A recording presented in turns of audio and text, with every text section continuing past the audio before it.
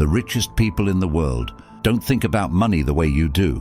And that single difference is the only thing separating you from them. Part 1. Wealth begins in the mind. Most people believe wealth is about opportunity, about luck, about being born into the right family, about knowing the right people. And while those things matter, psychology has been quietly proving something far more uncomfortable. The biggest barrier between most people and wealth, it is their beliefs about money. Psychologists call this financial identity. Most people were handed that story in childhood, by parents who struggled, by teachers who never discussed money, by a culture that quietly taught that wanting more is greedy, that rich people are different from you. But here is the truth psychology keeps revealing. Wealth doesn't start in your wallet. It starts in your mind. Part 2. The psychology of delayed gratification. In 1972, Stanford University conducted one of the most famous psychology studies in history.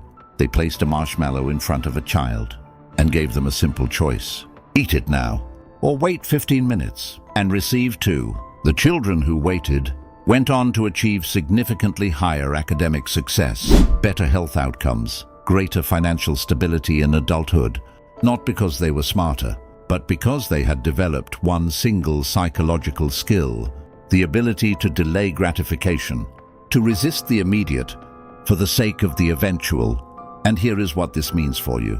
Every time you choose to invest instead of spend, every time you build instead of consume, every time you resist the quick reward for the bigger return, you are practicing the exact psychological pattern that separates people who build wealth from people who only dream about it.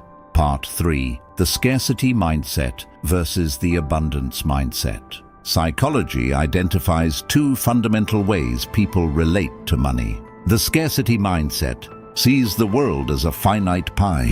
Every slice someone else takes is a slice you cannot have. It keeps people small, competitive in the wrong ways, afraid to spend, afraid to invest, afraid to take risks. And the abundance mindset sees opportunity as expandable, believes that wealth is not a fixed resource, but something that can be created, generated, multiplied, shared without shrinking. Research by psychologist Carol Dweck shows that people with a growth-oriented abundance mindset are significantly more likely to take the calculated risks that lead to financial growth. Not because they are reckless, but because they believe that trying, and sometimes failing, is how wealth is actually built. The question is not whether opportunity exists. The question is, which mindset are you using to look for it? Part 4. You are already richer than you know. Wealth is not only measured in money. Psychology consistently shows that the factors most strongly linked to human well-being are not income above a certain threshold. They are connection, purpose, autonomy, growth. The person who wakes up genuinely excited about their work is richer than the miserable millionaire who has lost all sense of meaning.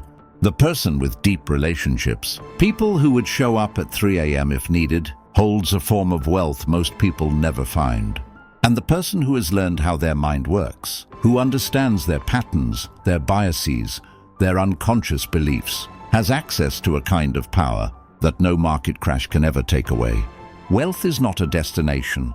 It is a psychology, a set of beliefs, habits, decisions, perspectives that compound quietly over time until one day you look around and realize you have been building something all along. If this made you think differently about what it means to be rich, subscribe to Psycholume, because this is what we do here. We go beyond the surface, into the psychology that actually shapes your life. I'll see you in the next one.